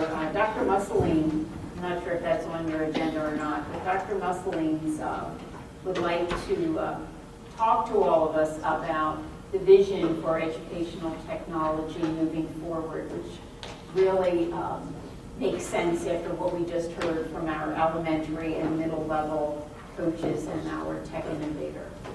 Yeah, good. Linda, thank you. Thank you very much. First of all, congratulations to you, Linda. John, congratulations to you and your team. That's what it looks like. That's the start of it. When you implement new things like technology, you start at the bottom of that SAMR model and you move up. And everybody's got to remember our purpose. Our purpose is public education. Our purpose is to prepare the next generation to meet these post-millennials, not us, not a board member who's my age or a little younger or anybody teaching. Meet our kids, our post-millennial kids, where they are in order to take them to where they're going to be. So my conference this week with 100 superintendents from across the nation, here's what they said. We're obviously preparing our teachers, board members, our teachers are preparing our students, our post-millennial kids, for jobs that don't exist. 60% of the jobs of the kids that we teach don't exist yet. And they're going to be intricately tied to digital content and digital platforms. So if anybody teaching or elsewhere in the educational system have doubts about educational technology, don't. Because it's where we're headed. It's where maybe not where I'm headed, but it's where our post-millennial kids are headed. Without a doubt, without any reservation, it's where our post-millennial kids are headed.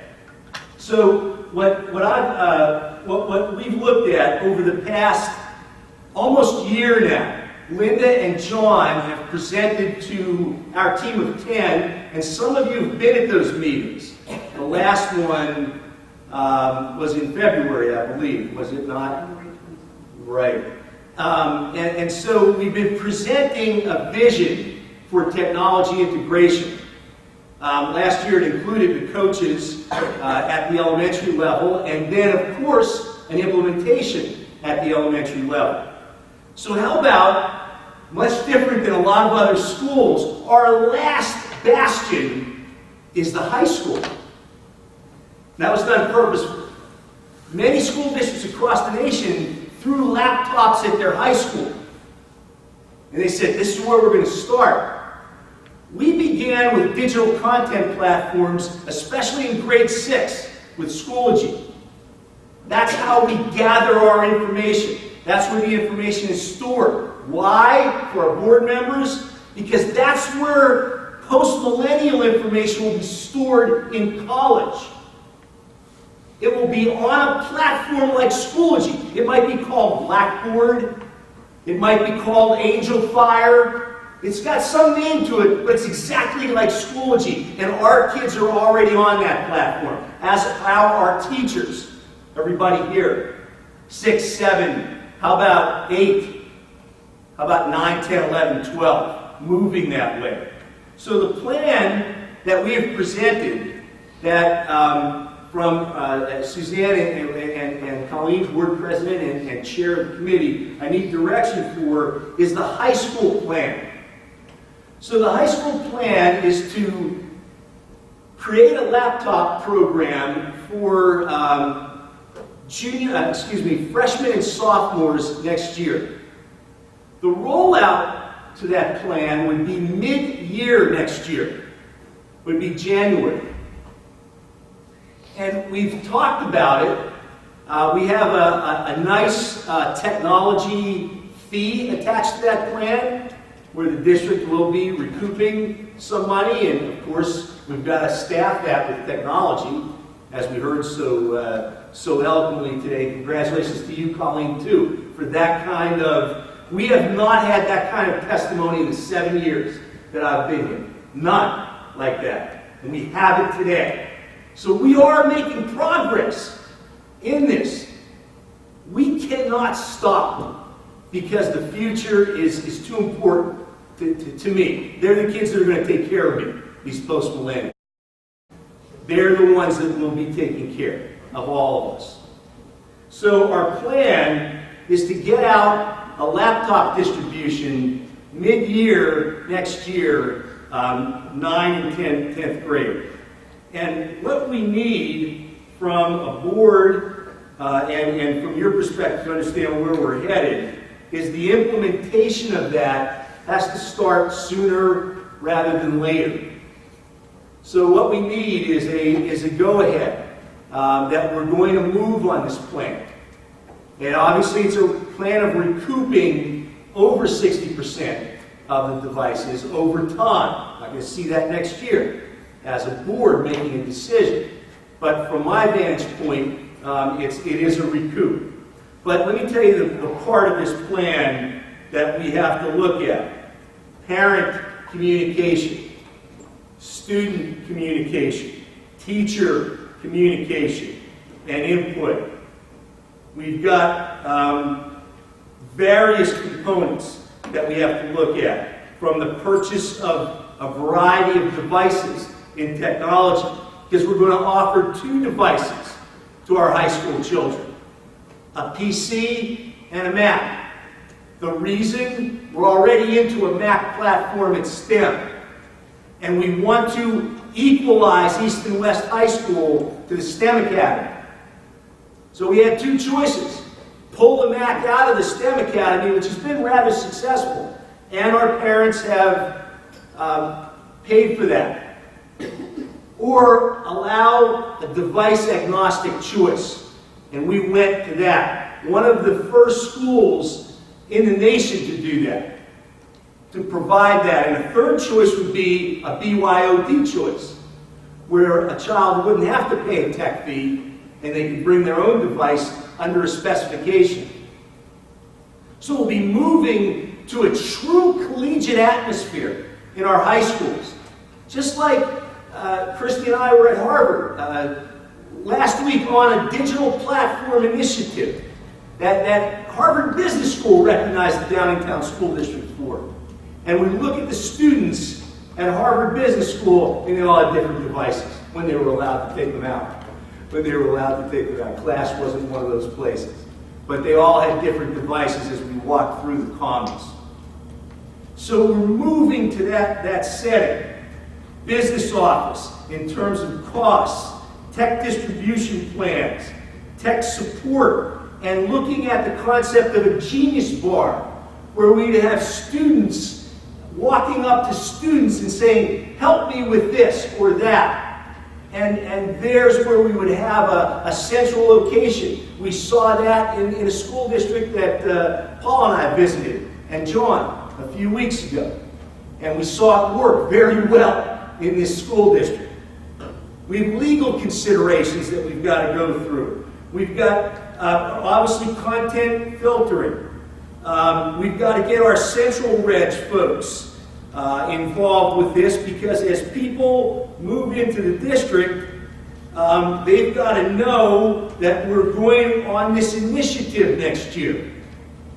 So, from a board perspective, you've got the admin component. Who's going to be in charge of distribution? Who's going to be in charge of collection, problem solving?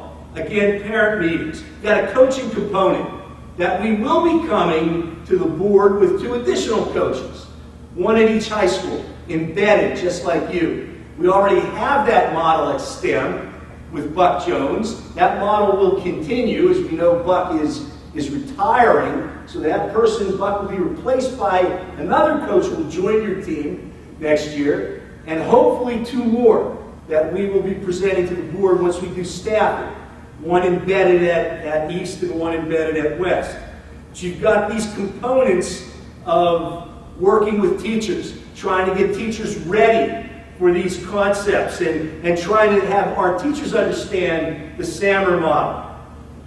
So what I'm looking at and saying to everyone is that while we have a plan, and while we all need time as board members to enact that plan, we also need time to implement it. And one of the problems with running a school district is we're dealing with a 9-month time frame. We're losing 3 months. So if we enact this plan in, let's say, April or May, we're probably done for this year. We probably can't roll this out. So we've got to get letters out, have meetings out to parents by at least the end of April, begin to talk with our teachers, begin to look with our coaches, begin the hiring process of our coaches, because if we're taking people, like we did everyone here, out of jobs, we've got to replace them. And then we've got to kick the year off in ordering the devices and getting that straight, because there's a complexity to this. It's not just one device. Colleen's not saying, get one for every student, end of story.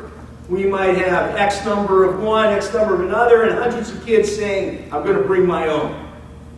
And that's a complexity in organizing that. And the pay scales. And to get the free and reduced lunch kids set.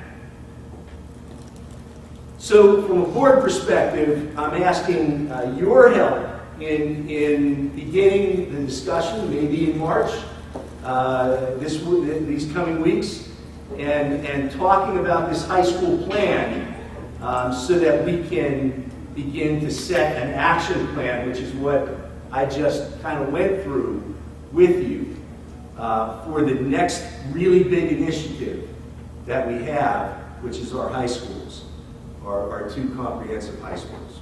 So Linda, thank you. I appreciate it. Colleen, Suzanne, thoughts? Can we discuss it? Any problems with that? We're okay?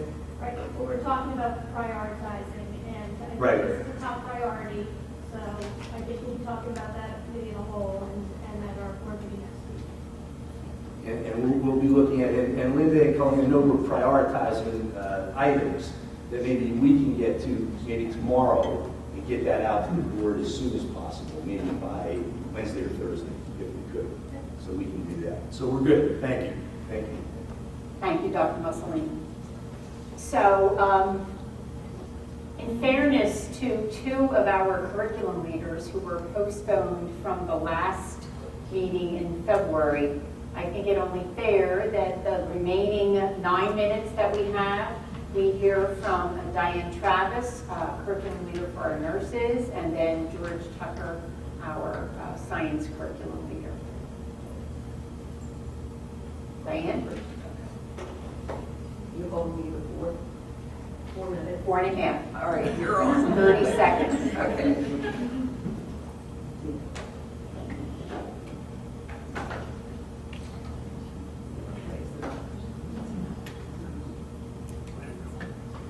Okay, many times you think of nurses as just hands-on care. One of the things that you do not see about something that we do every day is education.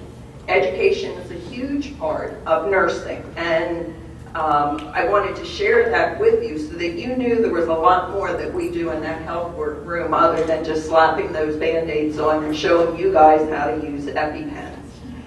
According to the PA rubric, which is our evaluation, we have to be engaged in school community health, education, and wellness, and we are graded. We are evaluated on what do we do to educate our community, which is teachers, its students, and its parents. Something that you don't see that your nurses do every day, it's the way you think. If you've ever dealt with a nurse and you think, how the heck does that woman think or that man think?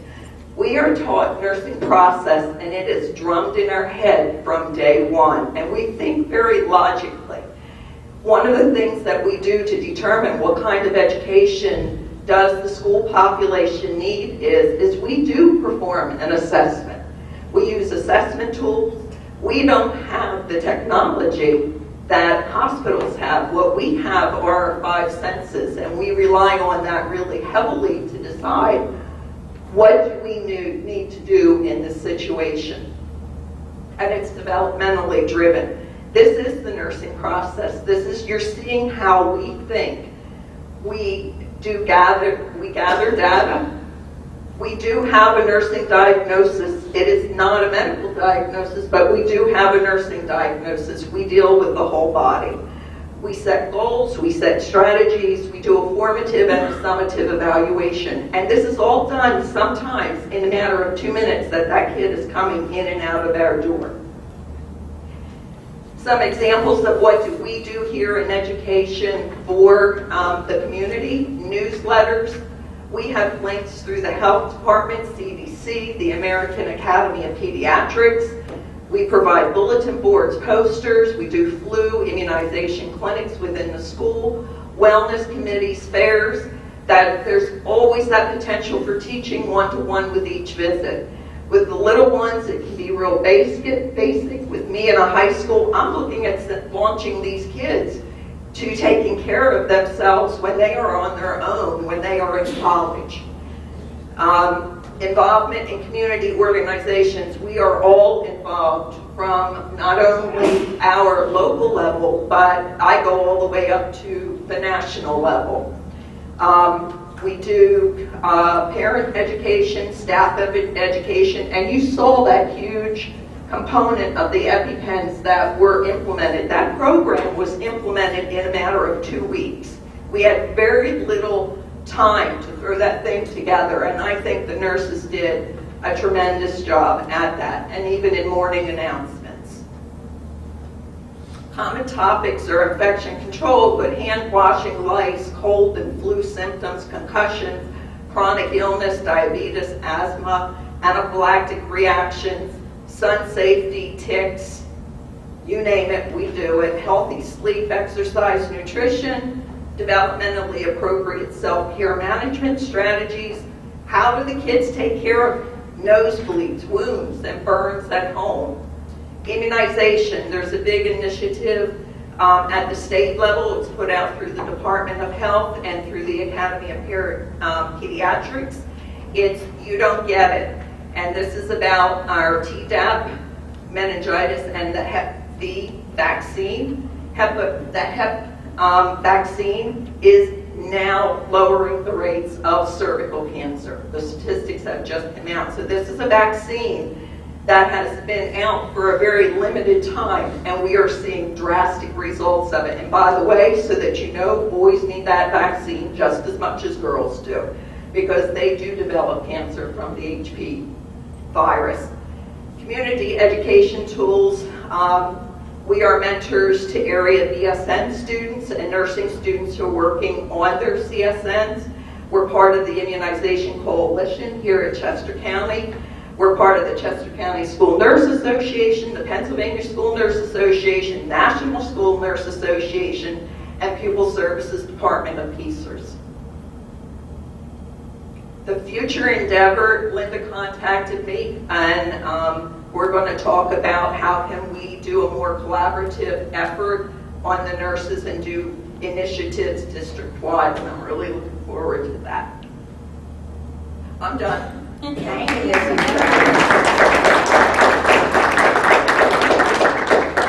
Very informative. Mr. Tucker. Okay, professional development for science. Next slide.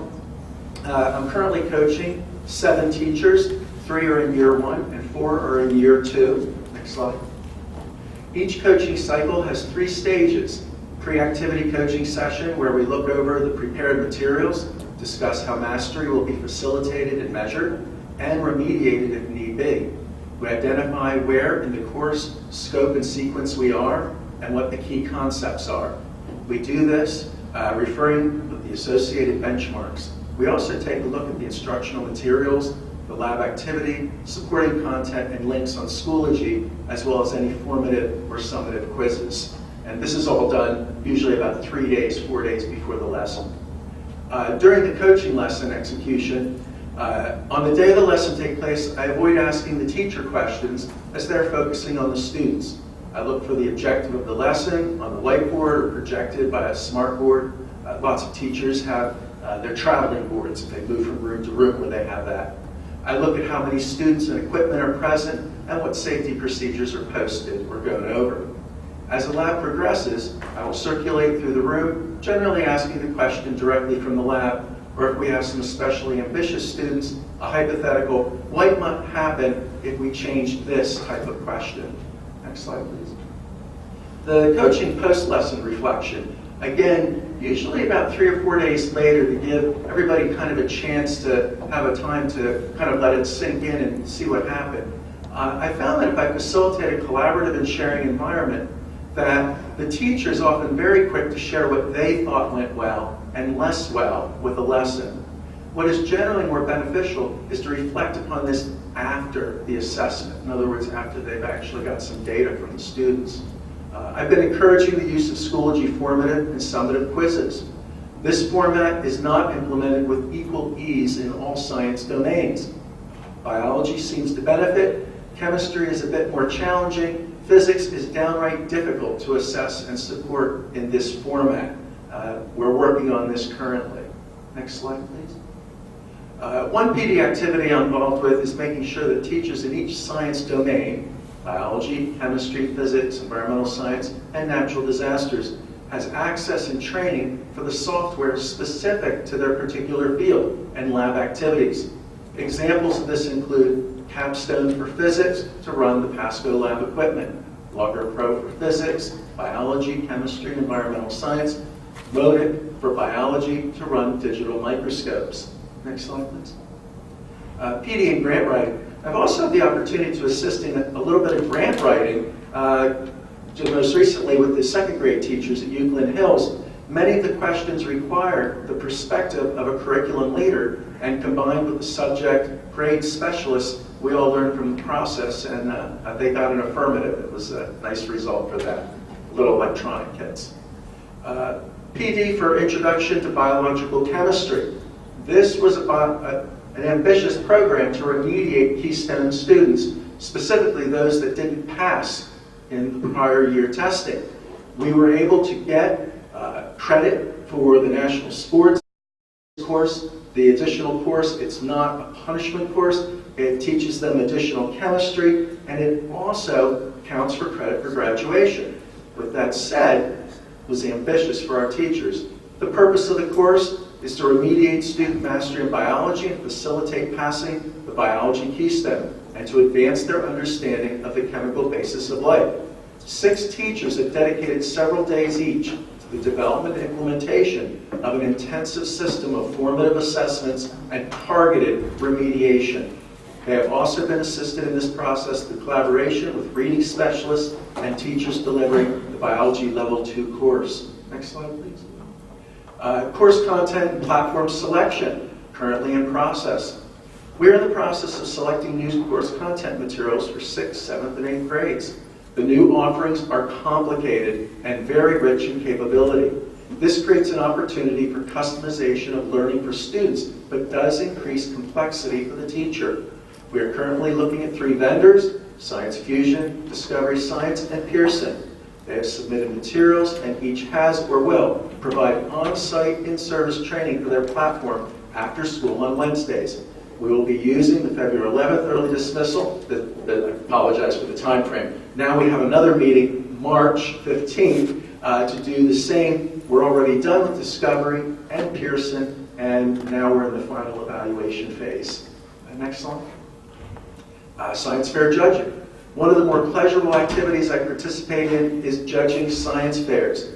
While it is the student experiments that are being judged, it is the conversations between teachers, the judges, that provide an ideal environment for collaborative discussions upon the nature of science and the specific concepts of importance for experiments in each domain.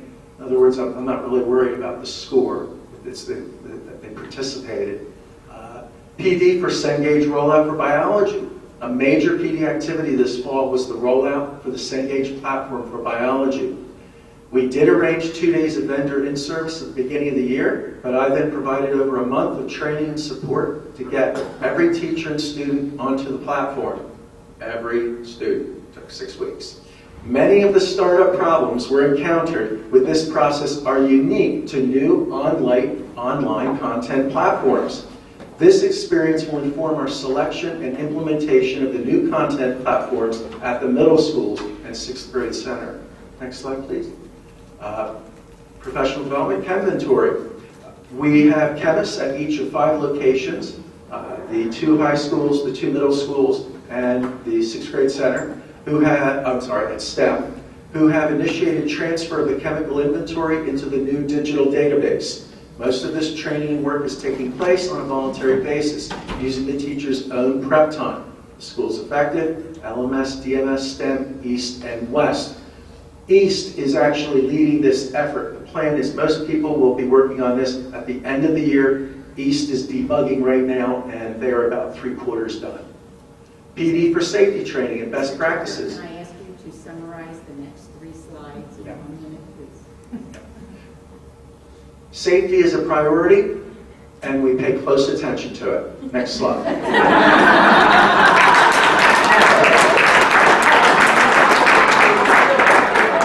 Mrs. Carney would be proud of you. You just got your peak. Next slide. And another peak.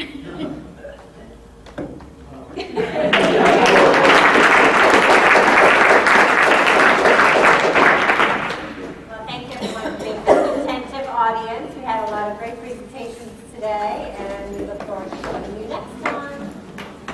Thank you.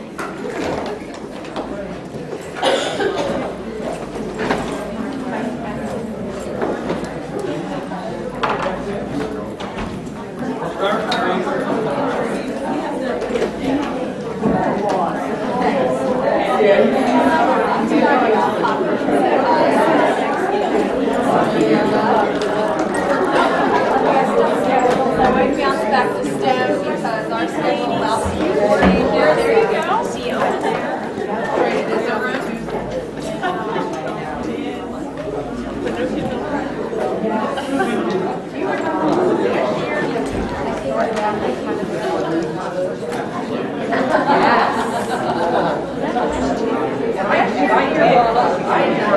I worked hard that day. I had a really nice lunch. And I had very comfortable chair. Not in Lowe's, We need a happy hour. I know we do. We do. What's important?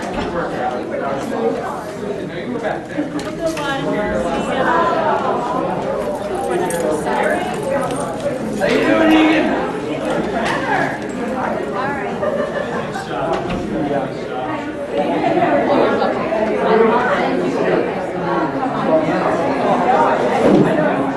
That's why I love